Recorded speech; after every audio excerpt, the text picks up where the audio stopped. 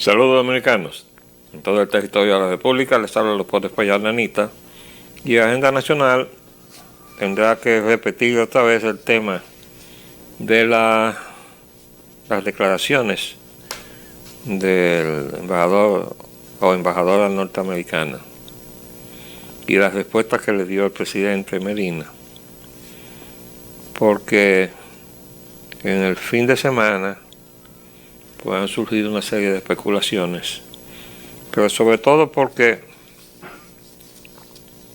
la crónica que salió en la prensa, que es esta, no estaba completa. Y nosotros nos ocupamos, que está en el periódico Listín, una página entera. Pero decía aquí abajo que para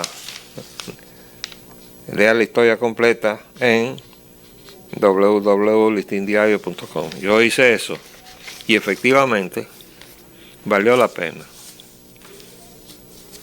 En esa entrevista, primero hay que decir que obviamente primero fue una cosa concertada y a voluntad de Buster. Y las preguntas que le hizo Alicia Ortega eran las preguntas que él quería que le hicieran. Eso es necesario dejar establecido, porque indudablemente que no se iba a crear una situación de un tema que a él le desagradara, existiendo como obviamente existía una relación previa de conocimiento y de trato frecuente, de la cual ellos mismos dejan constancia en la conversación. Pero yo quiero leer párrafos seleccionados, creo que vale la pena, de la entrevista, porque de la parte final surge el rumor de que él se va del país. ¿Por qué? Bueno, porque ella le hizo la pregunta y él le contestó. Y él ya, como le acabo de decir, no le iba a hacer la pregunta si él no le hubiera pedido que le pusiera esa pregunta. Además, porque en algún momento de toda esa entrevista, él lloró. Y uno tiene que preguntarse, bueno, ¿a qué vino eso? Y uno piensa que a lo mejor se estaba despidiendo, porque resulta ser, y aquí también se deja constancia de eso, de que ellos tenían mucho tiempo, la pareja, visitando la República Dominicana. Es decir, esto fue algo solicitado al presidente Obama, porque ellos venían aquí y hacían relación aquí con determinados personajes de nuestra política y de nuestro andamiaje económico. Entonces, eso va explicando otras cosas que tienen que ver con la fusión con Haití. Tienen que ver con el hub del Caribe y las inversiones norteamericanas potenciales en la República Dominicana, de las cuales ha hecho repetidas referencias con preocupación el embajador, de que incluso cuando habla del tema de la corrupción dice que muchos inversionistas de los que están se irían y muchos de los que piensan venir no vendrían por la corrupción imperante. Bueno, ahí es donde el presidente Medina le dice que le señale un solo caso de corrupción. Bueno, ahí realmente, primero el presidente Medina no debió contestar nada que dijera el embajador Buster. Pero segundo, no debió hacerlo en la forma que lo hizo, diciendo que Estados Unidos era una avenida de 10 carriles. en el consumo de la droga que, según la expresión de Brewster, llegaba a través del puente ancho de la República Dominicana, sino que en realidad el presidente diga que le digan un caso de corrupción, pero por Dios, tiene un escándalo en el Palacio Nacional que se llama la OISOE, y el presidente va a pedir que le den un caso de corrupción flagrante. Eso es una posición ridícula del presidente Medina. Los casos de corrupción sobran, pero ese es el más flagrante de todos, porque precisamente para eso ese infeliz contratista de la OISOE se dio un tiro en el local de la OISOE, que es una dependencia del despacho del presidente de la República. No está en el Palacio Nacional porque no caben, pero está frente al Palacio Nacional, en un local que está frente a la entrada del Palacio Nacional. Entonces, ese suicidio es un dedo acusador contra la corrupción que estaba imperando en una dependencia del propio Palacio Nacional.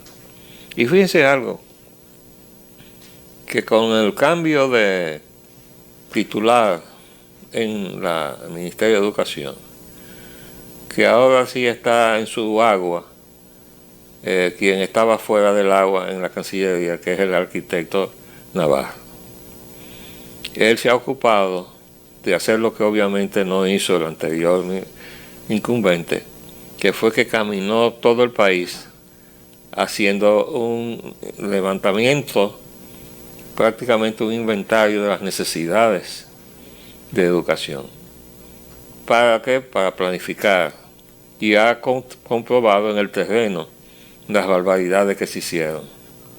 Y obviamente ha dado de eso un reporte al presidente, que ha determinado que la OISOE no va a seguir construyendo escuelas, lo va a hacer el Ministerio de Obras Públicas, lo cual debe ser seguido con la eliminación o cierre definitivo de esa dependencia de la Presidencia de la República, porque eso fue lo que yo hice el segundo día que entré al Palacio Nacional como secretario técnico de Antonio Guzmán.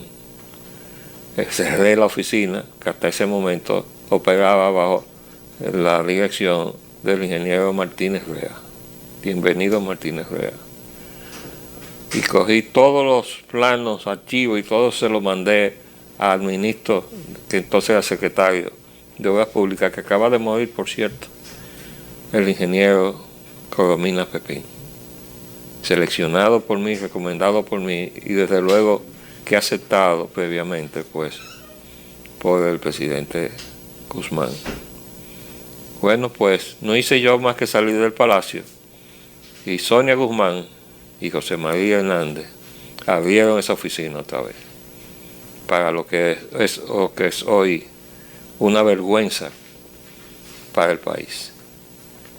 ¿Por qué? Porque ¿de dónde creen ustedes que salió Félix Bautista, multimillonario, de los OISOE? Esa oficina es una duplicación del Ministerio de Obras Públicas. De modo que solamente por eso no debía existir. Y en segundo lugar, si sirve solamente para actos de corrupción, o sea, entregar contratos y manipular contratos, bueno, pues con más razón debe cerrarse.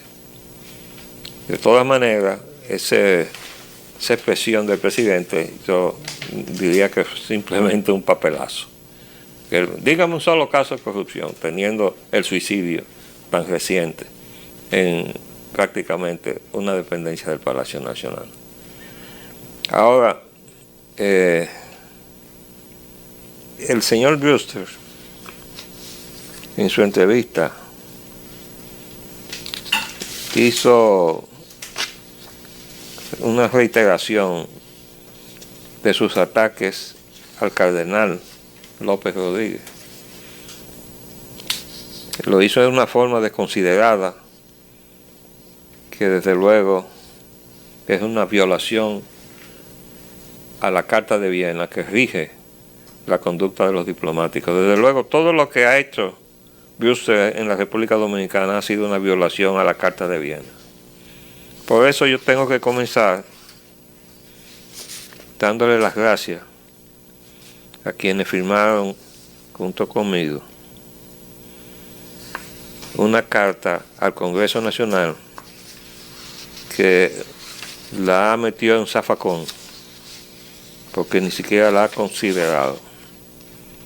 Está firmada por el doctor Armando Armenteros, el doctor Luis Ventura Sánchez, el doctor Ramón Andrés Blanco Fernández, el ingeniero José Luis Moreno San Juan, el doctor Virgilio Malagón Álvarez, el doctor Mario Bonetti, el arquitecto Hugo Quesada, el doctor Manuel Núñez, el ingeniero Manuel Fermín, el licenciado Ubi Rivas, el doctor Aristófanes Urbáez, el arquitecto Luis Guzmán López, el amigo periodista licenciado Luis Encarnación Pimentel. Y yo quiero darle las gracias porque todos pusieron su vida en riesgo para hacer esta carta dirigida tanto a la presidenta del Senado, Cristina Lizardo, como al entonces presidente de la Cámara de Diputados, Abel Martínez, con fecha febrero 27 del 2016. Entonces, en esta carta se acusa a Brewster de violar las normas que rigen la conducta de los diplomáticos y está detallada punto por punto.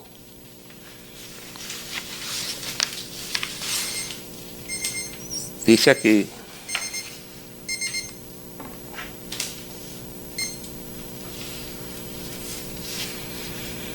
finalmente, el Congreso Nacional debe abordar el grave problema de la presión internacional para la forzosa asimilación legal de la inmigración haitiana, que conllevaría el consiguiente colapso de nuestra soberanía y del sistema electoral de la democracia dominicana frente a la voluntad foránea, cuya obligada repatriación exigen, por el contrario, los acuerdos internacionales suscritos entre ambos estados en Washington, Estados Unidos, en 1938, y en Puerto Príncipe, Haití, en 1939, y pautan sus obligaciones internacionales respectivas, sujetas a la jurisdicción de la Corte Internacional de Justicia de La Haya.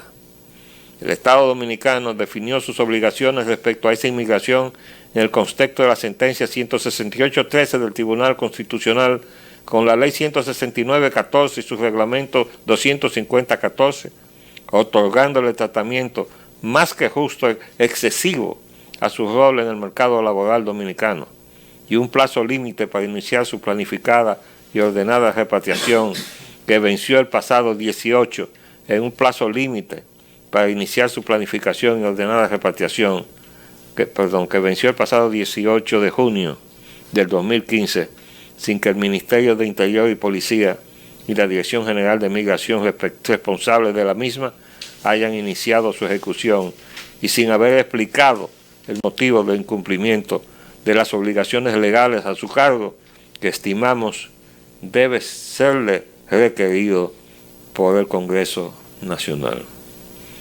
En el momento en que procedemos a recabar las firmas del documento, la prensa nos informa de una iniciativa de inscribir en la página web de la Casa Blanca una solicitud al presidente Obama, ya suscrita por 18,000 dominicanos, para que retire del país al embajador Brewster, que requeriría 100,000 firmas para surtir su efecto. No obstante saludar su mérito, creemos que el rescate de la dignidad y soberanía del Estado Dominicano no debe recaer fuera de los poderes del Estado. Esta petición se introduce simultáneamente en ambas cámaras del Congreso para facilitar la mejor coordinación de su acción reivindicativa de los atributos de la nación. Y desde luego que la parte fundamental de esta petición es la solicitud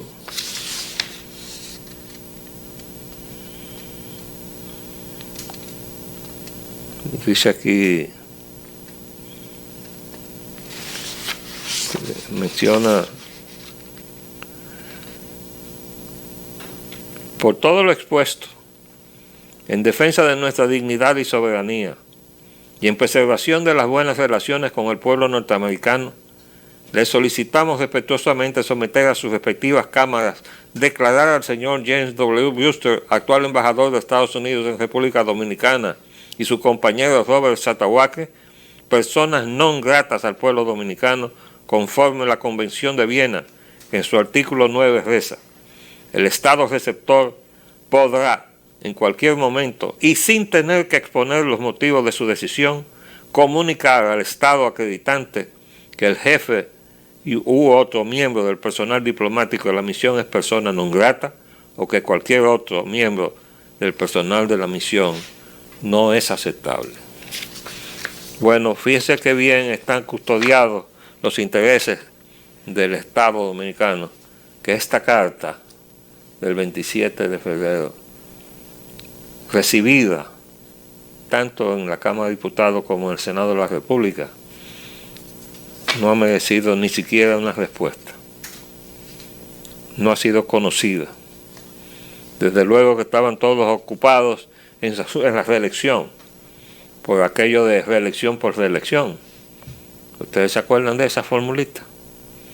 Esa fue la formulita que permitió que el presidente Medina contara con el apoyo suficiente en las dos cámaras para poder modificar la Constitución de la República, ofreciéndole apoyar su reelección a todos los legisladores que dieran con su firma apoyo a la modificación a la Constitución para que el presidente Medina se reeligiera. Ahora, eso, que ya de por sí es una flagrante violación a la ética, estuvo complementado con un acto de prevaricación del cual es responsable el presidente del Senado. Y me refiero, y ya lo he hecho muchas veces, a que el proyecto de ley que depositara en diciembre del 2013 en sus manos el señor Roberto Rosario, el cuestionado presidente de la Junta Central Electoral, que fue al Senado y salió retratado en la prensa entregando el proyecto de ley que habilitaba a la Junta Central Electoral a cumplir con el cometido constitucional que le ordena a convocar a un referendo a toda modificación a la Constitución de la República, de la naturaleza que se hizo, y no convocó a esa convocatoria, no instrumentó la convocatoria al referendo aprobatorio que le ordenaba a la Constitución de la República, por el sencillo hecho de que cuando necesitó hacerlo para poder cumplir con sus obligaciones constitucionales, el proyecto de ley no existía. Había desaparecido, según constancia que dejó precisamente en una certificación el propio Senado de la República, diciendo que nunca había existido en el Senado tal proyecto de ley. Es decir, que Reinaldo Pared Pérez había hecho desaparecer el proyecto de ley que le había entregado en sus manos el presidente de la Junta Central Electoral. Entonces, eso es lo que tenemos. Todo lo demás sale sobrando. Tenemos una situación complicada que creo que se va a seguir complicando cada vez más. El propio compromiso que supone aprobar el presupuesto del próximo año ya de por sí contiene suficientes elementos de conflicto. ¿Por qué? Bueno, porque o somos un Estado de Derecho o no somos un Estado de Derecho. Ahí vemos que el aparato judicial está reclamando el 2.6% del presupuesto de la nación, porque así está asignado por una ley que se le entregue. Pero también está así desde que salió la Ley de Autonomía Universitaria en diciembre de 1961, el 5% de la Universidad Autónoma de Santo Domingo. Y eso no se ha cumplido nunca. Pero el 4% del Producto Interno Bruto, que es un disparate técnico. ¿Por qué? Porque el Producto Interno Bruto no se sabe de antemano cuánto va a ser en el año 2017. No se sabe. eso es un cálculo que hace en el Banco Central ex post, es decir, terminado el año, o en el curso del año se puede hacer una proyección. Vamos a llegar a un 6%, a un 5%, a un 7%. Pero solamente se sabe después que cierre el periodo, es decir, la economía creció en el año 2015 o en el 2016 tanto.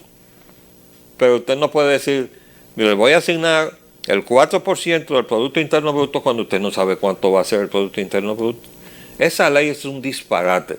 Pero como venía de diálogo interamericano, bueno, pues con muchos regateos se aprobó, pero se ha cumplido religiosamente, aunque yo no sé cómo rayos calculan cuánto es ese 4% con antelación, porque si no se sabe cuánto va a ser el Producto Interno Bruto, menos usted puede saber cuánto es el 4% del Producto Interno Bruto, y que si yo estoy estúpido, que por favor venga alguien y me explique cómo se hacen esos numeritos. Porque esta cabeza me dice a mí que eso no se puede hacer. Y créanme que yo tuve que manejar el asunto del presupuesto, pero recuerden que yo fui secretario técnico de la presidencia. Entonces, todo eso va a llevarnos a que hasta el Poder Judicial está reclamando que no se está cumpliendo con la ley. Pero el trato de que le da el Ministerio de Educación, bueno, se fue ya la titular del Ministerio de Educación Superior, que no parecía una profesora de la UAS, parecía una enemiga de la UAS. Como lo parece el actual presidente de FAPRO-UAS, a quien le digo aquí públicamente que es un atrevido, porque le ha dicho al rector de la Universidad Autónoma que se quite la camisa de PLDista y que enfrente al gobierno. Pero señor, usted es presidente de la Federación de Asociación de Profesores Universitarios de la UAS y se puede expresar de esa manera con respecto al rector. Usted no merece ser representante de la FAPRO-UAS. Y se lo dice quien creó la primera asociación de profesores de la UAS en la Facultad de Ingeniería y Arquitectura, que es quien habla. Por eso fui su primer presidente. Y iniciamos el proceso de organización de FAPRO-UAS.